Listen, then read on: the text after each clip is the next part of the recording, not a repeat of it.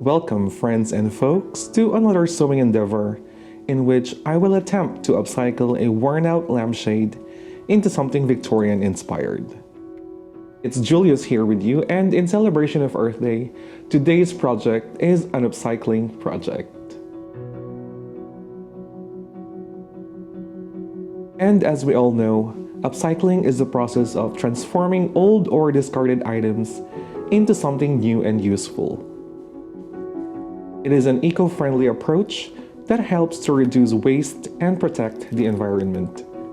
And one way to upcycle is by transforming an old lampshade into something new and beautiful. Lampshades are often made of fabric, and over time they can become worn out or out of style. I mean, just check out this old and worn out lampshade. I am lucky to have found it, and immediately when I saw it, I told myself I can definitely transform this into something new and different. And no, I didn't just jump on a dumpster and have accidentally found this gorgeous still functioning lamp. So always be on the lookout on dumpsters, as you might find something really useful and transformable. The machine I will be working with is the Brother NV2700. This embroidery machine boasts a maximum embroidery space of up to 260 by 160 millimeters. It is wide enough to cover a huge design area, perfect for this upcycling project. Also, the entirety of this project will be hand sewn, which means I will be using the machine purely for embroidering purposes only, as the machine will be working the entire time while I'm working on this project. Friends, I cannot wait to show you the final outcome of this project. So let's get started, grab a snack, don't go anywhere, and let's get some upcycling done.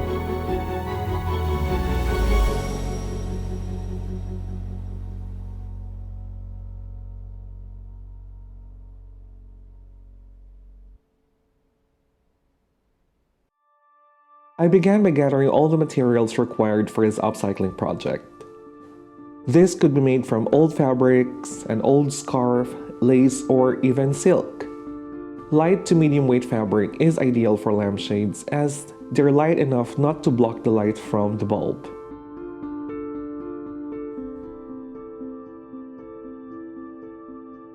The lampshade will be lined with a white cotton fabric and interlined with a fusible interfacing.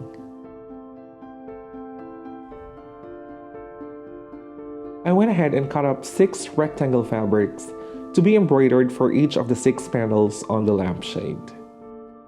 Now, if you're wondering if you can use fusible interfacing on your embroidery projects, the short answer is yes. Even though fusible interfacings are used in stabilizing parts of garments or it's used in arts and crafts, you can still use it because it will actually serve as a double purpose. First, it will stabilize the fabric, and second, it will stabilize the embroidery process while you're doing it, or while the machine is doing it. So one thing to point out as well is if you're using a fusible interfacing, always make sure that you're using the same weight as the main fabric. Now, the next thing to do is to fuse the fusible interfacing onto the main fabric using a steam iron, and I'm going to be doing that now so that we can start with the embroidery process.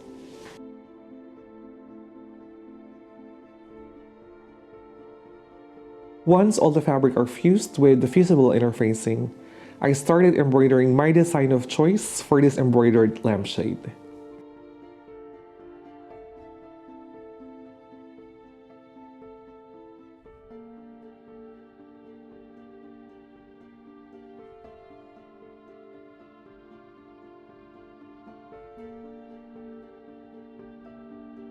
This built-in embroidery design is perfect for covering a wide area of the fabric, which will then cover each panel of the lampshade.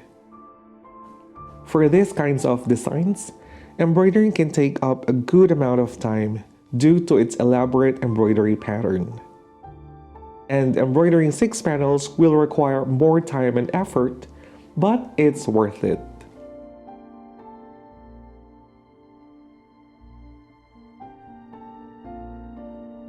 With the project in mind, I wanted this to be a Victorian-style lampshade.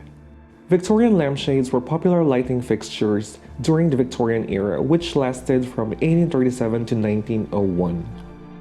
These lampshades were designed to complement the highly ornate and decorative styles of Victorian home decor. They were often made of silk, velvet, or lace fabrics, and were heavily adorned with tassels, braids, and fringes.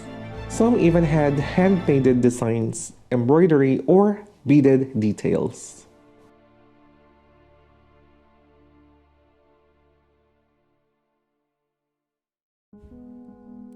Whilst I'm in the land of embroidery, I went ahead and removed the existing fabric panels from this lampshade. Modern drum-shaped lampshades are made of a combination of plastic and fabric paneling and therefore can be difficult to upcycle, as these lampshades doesn't have a frame that shapes the shade. So if you're going to upcycle a lampshade, it would be best to upcycle something with full frames such as this. My next step is to wrap the entire frame with a cotton twill tape. This step is essential as the twill tape will serve as anchor points for sewing in the panels. For this project, I have used about 4 yards of white cotton twill tape.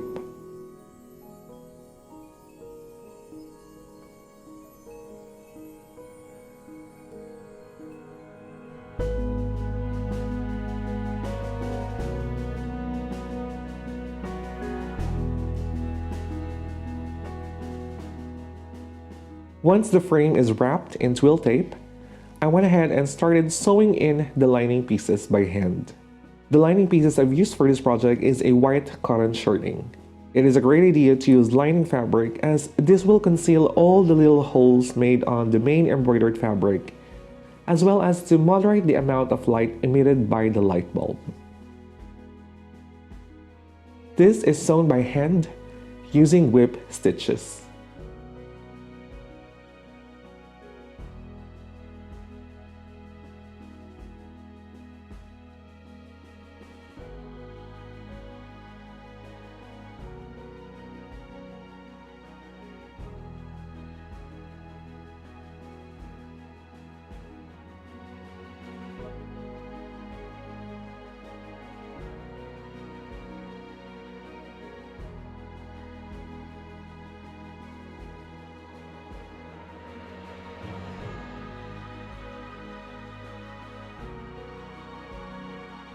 After the embroidering is done on the first panel, I went ahead and started sewing in the panel on the first section of the lampshade.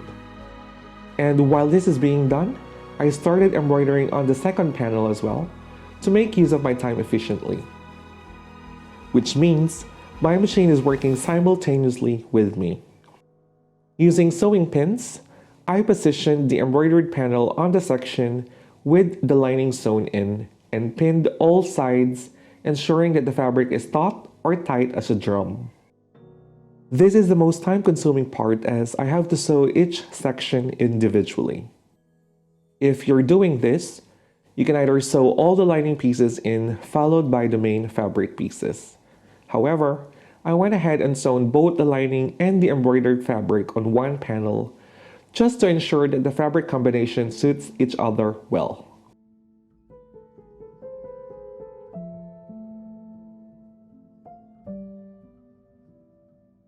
Right after this, I continued hand sewing all the lining pieces while waiting for the embroidering to be finished.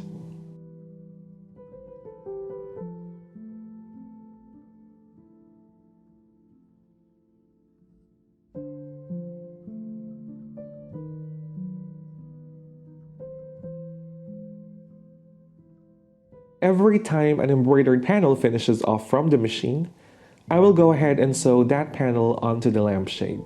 This way, I am utilizing my time efficiently and that no second goes to waste as I wanted this project finished in one afternoon. This is also a great way to take a little break from the usual sewing process wherein everything is done by the machine.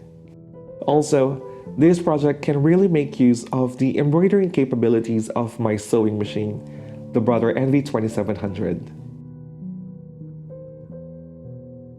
The entire embroidering process took about 4.5 hours as This lampshade consists of 6 panels. This really put my machine to the test, and amazingly, it did not encounter any issue at any point during the embroidering process. No thread breaking, no skip stitching, as well as no broken needles. The process went entirely smooth all throughout. One characteristic of Victorian lampshades was their attention to detail, with crafters hand sewing each component together. This made them labor-intensive and therefore more expensive. However, they were also highly valued as an art form and were often passed down as heirlooms. They were also a sign of status and wealth, as only the affluent could afford them. 3 hours later, I was able to sew in all the main fabric pieces onto the frame, and it's already looking great.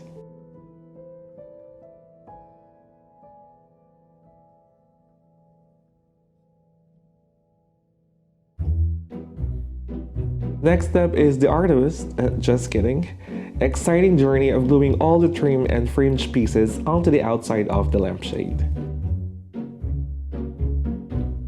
Warning to all of you folks out there, be very careful using a glue gun on your projects, as I burned myself not once but probably 399 times. I first glued all the trim pieces on each of the panel corners.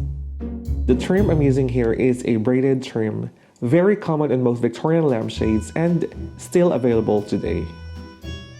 This can either be done by sewing it onto the panels or, in my case, a quicker approach using a glue gun. This lampshade will be decorated with trim on the top, the side frames, and the bottom frame. I am basically following the outline of the frame here, as was done on most Victorian lampshades in the past. Then the most exciting part, putting in the fringe. The type of fringe I'm using here is a tassel fringe. Again, very commonly used in most Victorian style lampshades in the past. This will totally transform this lampshade. Again, this is just glued all around the bottom frame.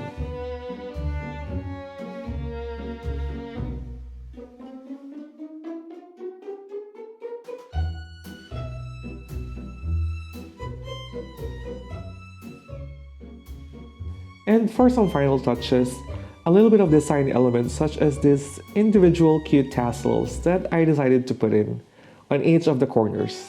Just gorgeous.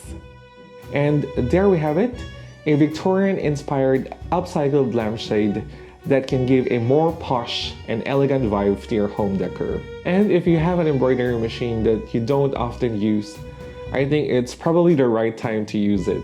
You can make something like this, an upcycled lampshade, or something that inspires you.